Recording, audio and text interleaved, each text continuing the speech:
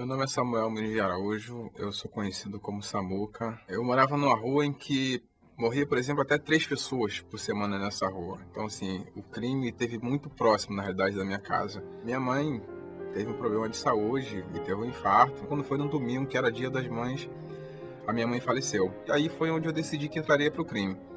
Não queria participar do tráfico, então eu seria assaltante. Eu comecei a elaborar, na realidade, alguns planos, né? E as coisas foram acontecendo, foram acontecendo. E aí, quando, mais ou menos com 17 anos, eu já era conhecido na Vila Aliança como menor sinistro. E aí eu usava droga, né? Eu cheirava cocaína, eu fumava maconha, eu fumava cigarro, eu bebia bebida alcoólica. Até que em 90 eu participei de um sequestro. E esse sequestro, na verdade, foi o que me levou para a cadeia. Então eu fui preso e condenado por sequestro a 15 anos e 8 meses de prisão. Com 22 anos eu achei, falei, tão cedo eu não saio da cadeia. E eu chegou um momento na minha vida, na cadeia, que eu estava, na realidade, com muito ódio, né? A ponto de começar a pensar em praticar terrorismo. A ideia seria pôr como meu inimigo, como o poder público, mudar a concepção de quem se encontrava na criminalidade e essa coisa de que não tinha que se degradar entre si, não tinha que lutar por ponto de venda de droga. Na verdade, mudar a concepção, plantar uma semente e fazer com que virasse uma bagunça de uma outra forma. E aí eu me deparei com o único inimigo que o bandido tem, é o sentimento. O próprio Pablo Escobar, que foi um cara que foi uma potência na Colômbia, na realidade, e ele foi morto porque ele falou com o filho no telefone mais de 2 minutos e ele não podia. Então, assim, eu sabia que esse seria o ponto que me faria perder. Então, eu tiraria dos meus filhos o direito de ter uma vida. Isso fez com que eu desse um passo atrás.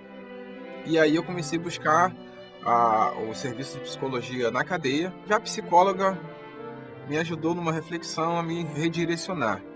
E nessa época tinha reuniões kardecistas dentro da unidade e ela me recomendou, né, que acompanhasse. Nessas reuniões eu comecei a abrir minha mente com relação à prática do bem, ao que era Deus na vida das pessoas. Comecei a pedir perdão a Deus pelos erros que eu havia cometido até ali.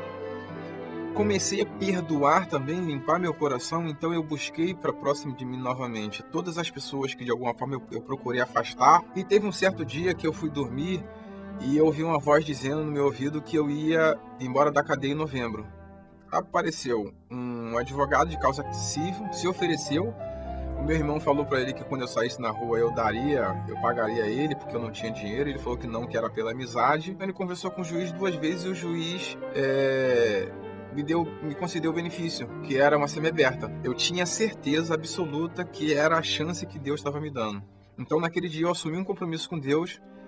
Pedi que ele me desse força para que eu não usasse droga mais, para que eu vencesse na minha música, conseguisse ser um cidadão de bem comum. E como forma de agradecer a Deus pelo que ele estava me dando, eu divulgaria a minha vida e a minha história para que crianças e adolescentes não se envolvessem com a criminalidade e seria uma referência também para quem se encontrasse dentro do sistema penal, porque a partir do momento que eu vencesse, seria uma prova de que era possível. Quando foi em abril, no dia 4 de abril de 97, eu obtive a liberdade condicional.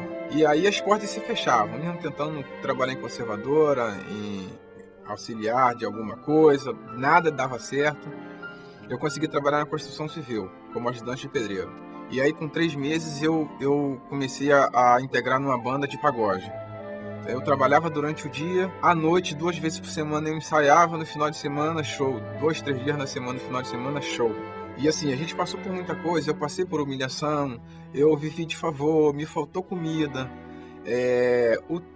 A galera que vivia no tráfico naquela época, ainda que já morreram, me fazendo proposta. E aí, depois de ter passado por algumas coisas, eu fiz parte dessa banda de pagode por 2 anos aproximadamente, saí dessa banda, montei um outro grupo. É uma satisfação muito grande para mim hoje, com todos os erros que eu cometi na minha vida, saber que as mães, as famílias, me procuram pedindo que a gente faça alguma coisa pelos seus filhos. Então hoje o que eu falo para as pessoas, que as pessoas só têm que vencer aquele momento. Tá difícil, viva, porque vai acontecer alguma coisa amanhã, não desista. Na realidade foi isso, então eu tinha essa coisa de não deixar isso acontecer, eu não podia trair a confiança de ninguém que havia depositado essa confiança em mim. Então eu sofri muito, não foi fácil não, mas hoje eu acho que eu tenho essa recompensa.